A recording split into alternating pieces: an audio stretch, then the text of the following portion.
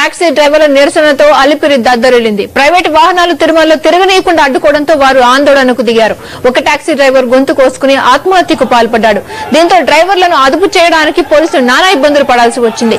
టాక్సీలపైనే ఆధారపడ్డ తమ పొట్టను కొట్టొద్దని డ్రైవర్లు ఆవేదన వ్యక్తం చేశారు.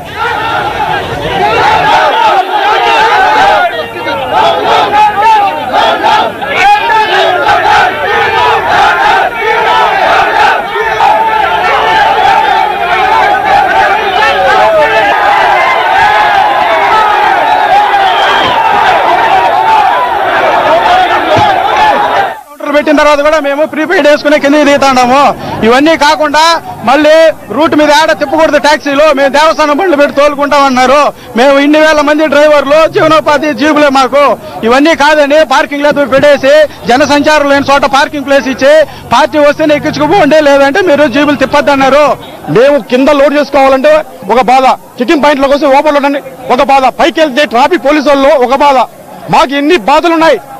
మేము మాకు చిన్న ఆధారము, ఇది లేకుంటే మాకు లేదు. మా కడుపులు కొడుతున్నారు.